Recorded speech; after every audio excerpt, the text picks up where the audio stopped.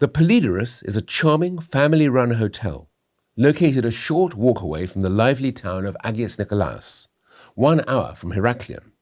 Rooms cleaned daily, all with Wi-Fi and aircon, some with sea views. Coffee and home-cooked meals served on our lovely terraces. Visit our website or find us on booking.com. You have no idea how long it took me to write that. Hello, I'm Anthony Horowitz, and I'm here to discuss my book, Moonflower Murders, which is this month's pick for the Queen's Reading Room Book Club. Moonflower Murders is the second of a series that began with Magpie Murders, although I have to say straight away that if you haven't read Magpie Murders, it doesn't matter, it's a standalone novel. And it once again introduces us to the character of Susan Ryland, who is an editor, but works in the world of books. And at the end of the last book, she went to Crete to open a hotel with her boyfriend, the Greek hotel owner, Andreas. And the two of them are running a rather ramshackle hotel just in Agios Nikolaos, which is on the east of Crete. And it's not going too well, and everything changes one day when two customers turn up looking for her because they need her help. Their daughter, Cecily, has disappeared.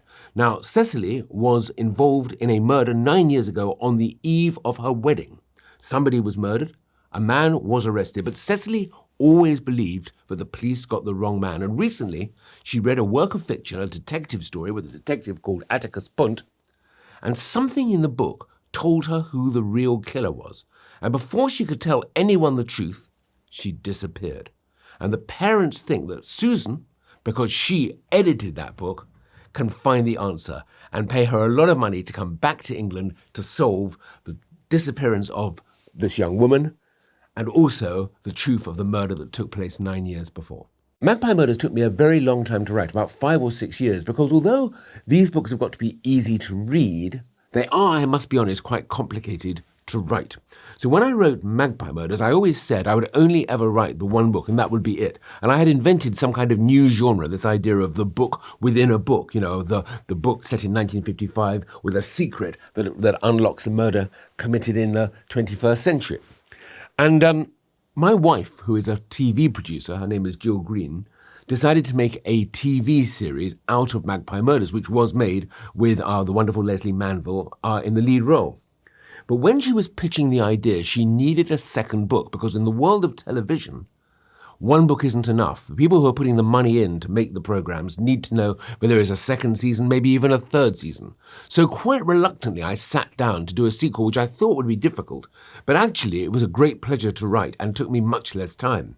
And it was also enormous fun to re-meet some of my favourite characters. Obviously, Susan Ryland returns, a little older, a little wiser, now living in Crete.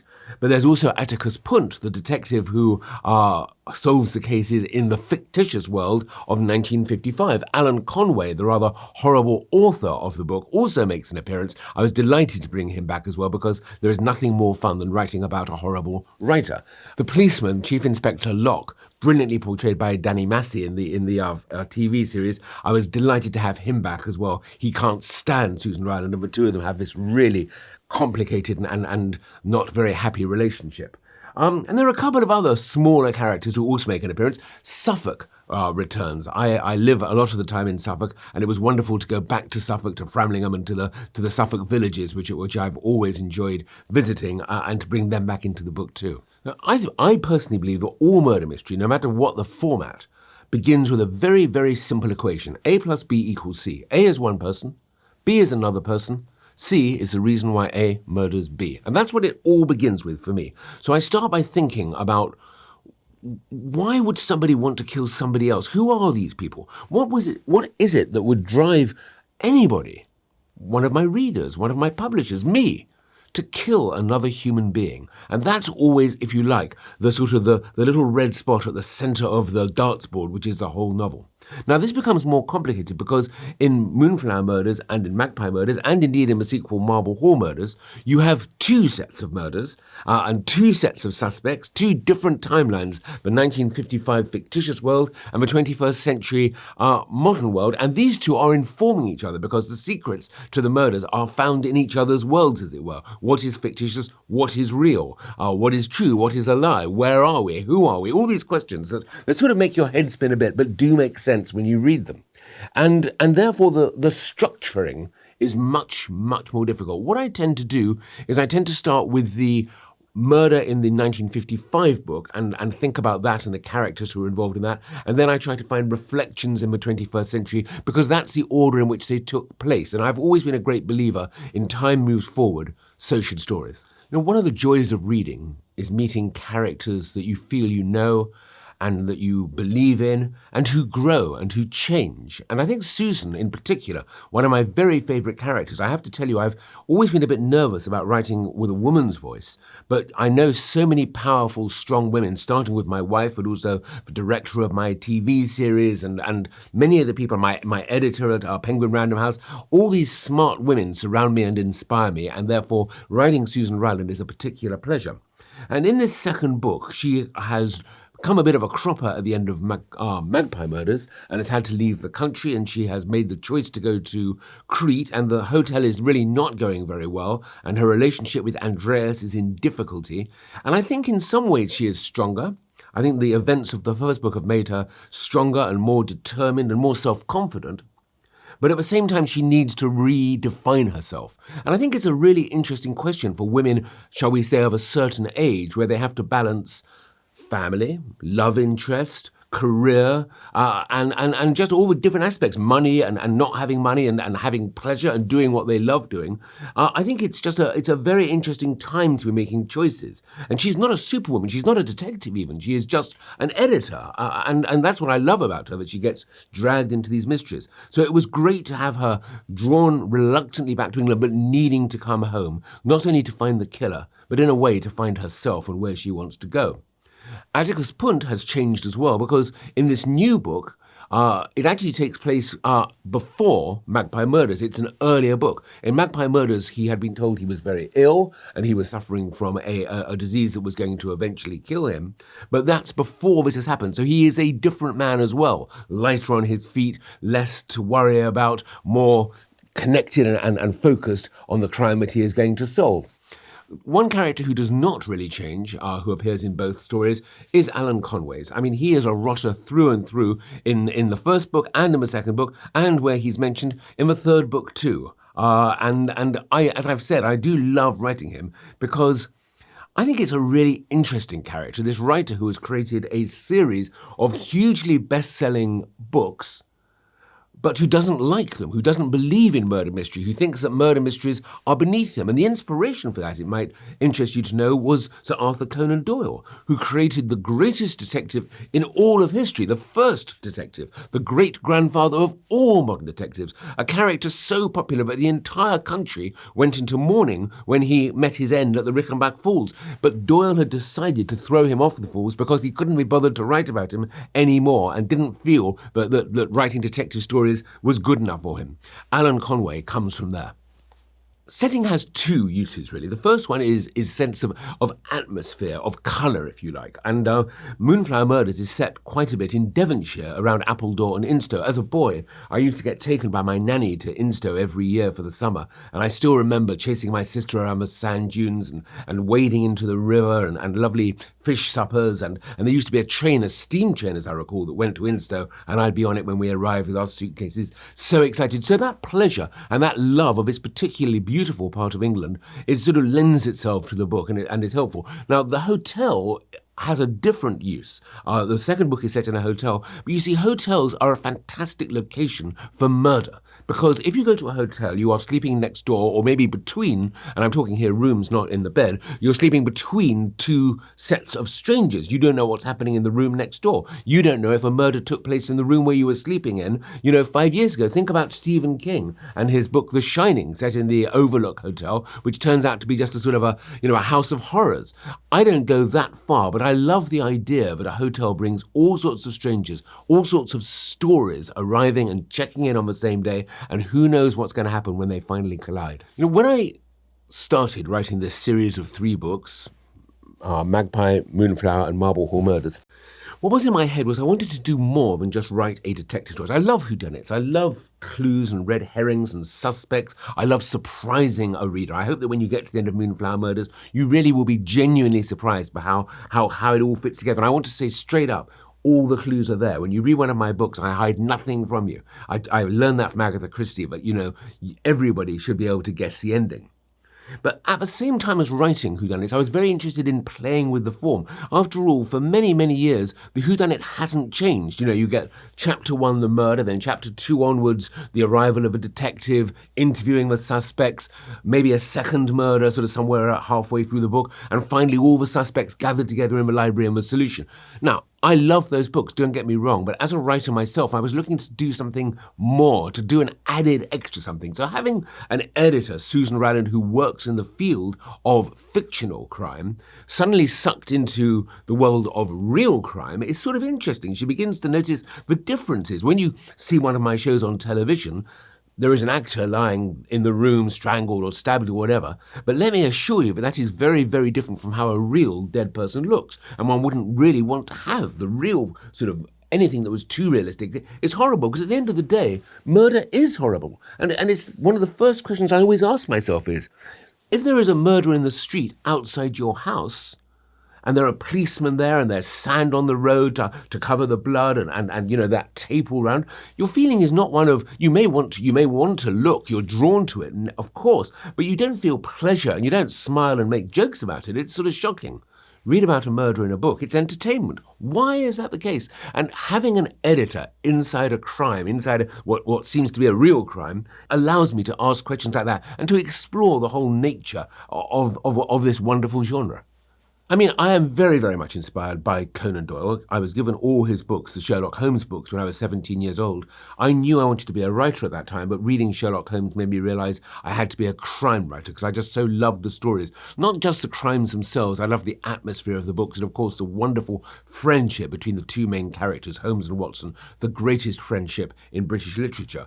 So I have to talk about Holmes and Doyle.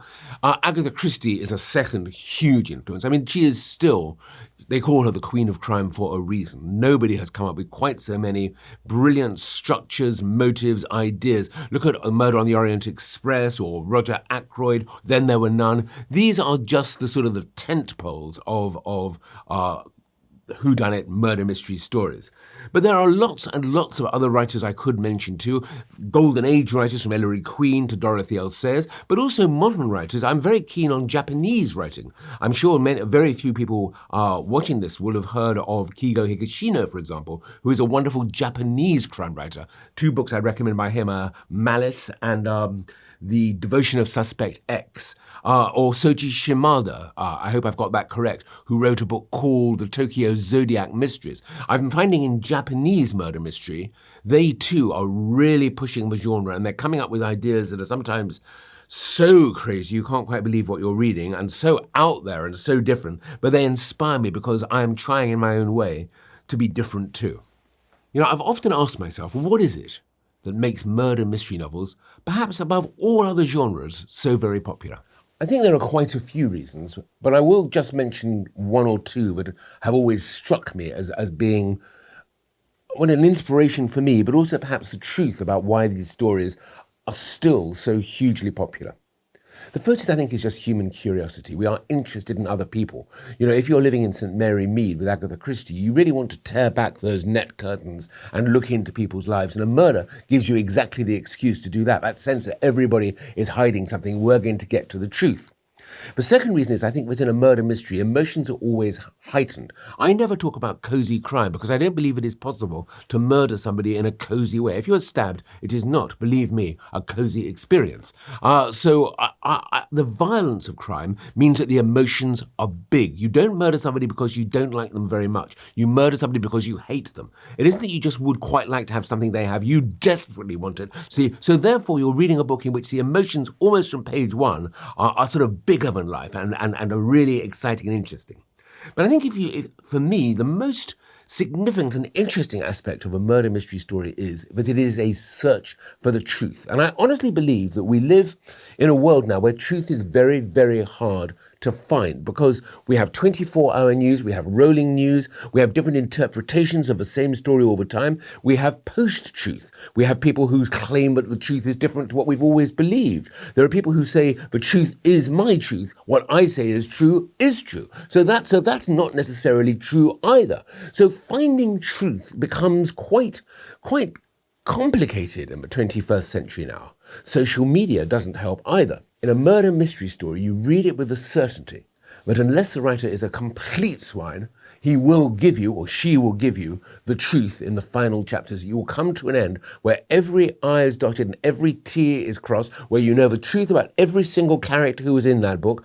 And I think that journey, which incidentally you make shoulder to shoulder, can you tell me a type of book in which you stand so close to the main character, the reader and the detective, set out from the start on a journey that they make together towards an end they wish to find together. They both have the same motivation to uncover the truth. They get there and then they part company and the world seems a better place. That, to me, is the attraction of murder mystery books. Magpie Murders and Moonflower Murders are both out there on BBC iPlayer, and you can see them, although I hope people will read the books first, because the books and the TV series are very different in many ways. I will come to that in a minute. We've also just finished shooting Horowitz Murders, and for my money, it's the best of the three. I think perhaps because it's the last one, everybody has just put so much energy and effort into making it, and we are so lucky that our lovely Leslie Manville came back a third time, and our wonderful director, Rebecca Gatwood, came back a second time after having directed Moonflower. And what I've seen of it so far makes me grin from ear to ear. I'm so excited about it. In terms of adapting them, it wasn't easy. These books are 650 pages long. They are, as I've said already, complicated in their construction. There are a lot of characters, a lot to sort of take on board. When you're reading a book, you can stop. If you're getting puzzled, you can stop. You can turn back a few pages. Oh, yes, that's what happened, and then move forward again. TV, it's not so easy to do that. Yes, you can press pause and go back, but it's somehow not quite as easy as when you have a book in your hands and when you are imagining the whole things for yourself. So I have to simplify. If I were to adapt every one of the pages in the book, it would last far too long, so I have to make choices, and that means cutting out details and cutting out strands of the plot that might not work or might not make sense. We were able to film in Crete for this book, but that would have normally been difficult to actually go to places. Sometimes you have to lose locations. Horowitz Murders, the book is set in France. We shot it in Corfu for tax reasons and for financial reasons, nothing to do with me. So things do change in the process. And of course, the actors interpret things their own way too, which makes things different. And if you have actors as good as Leslie or Danny or Tim McMullen as Punt, you know, I, as a writer, can sit back and relax and know that the joy of what they do is that it's better than what I write. And that's always the case. There is one thing, though, that makes a very big difference between the TV adaptations and the book, and that is that on the TV version, Atticus Punt and Susan Ryland appear together. In the original books, the 1955 novel and the 21st century world are quite separate. We couldn't do that on television, because if we had done that, then the Susan Ryland character in Magpie Murders wouldn't have turned up for the first 3 episodes. You can't make a TV show where your star doesn't appear for 3 episodes. And Leslie Manville would probably not have wanted to do it. So I had this idea, or rather my wife did, Jill Green, that we would run them concurrently, that we would have 1950s and 21st century side by side, and that Atticus Punt would turn up in both worlds, next door to Susan, advising her on how to solve the murders and what to do. And the question always is, when you're watching this television, who is Atticus Punt? Is he a fictitious character in the 21st century? Is he Susan's conscience? Is he her imagination? Does he exist at all? And I find that the relationship between them is very, very well played by them and really quite delightful. But also it allows me to, in the TV shows, all the characters in the 21st century reappear. That is to say, the actors have 2 parts. They play one character in the 21st century, one part in the 1950s, and that way it reminds viewers that the 2 of them are in some strange way connected. So, now we come to Horowitz Murders, the 3rd one in the trilogy. And what can readers expect? It's the same format, but you know, when I'm writing these books, I'm always trying to find ways to do them differently. Susan Ryland is back in England. Once again, she's involved with a book which may contain a secret which leads to a murder. And it's sort of, all I can say is I had enormous pleasure writing it. Moonflower Murders is available from all good bookstores and your local library. Subscribe to the Queen's Reading Room for more bookish content.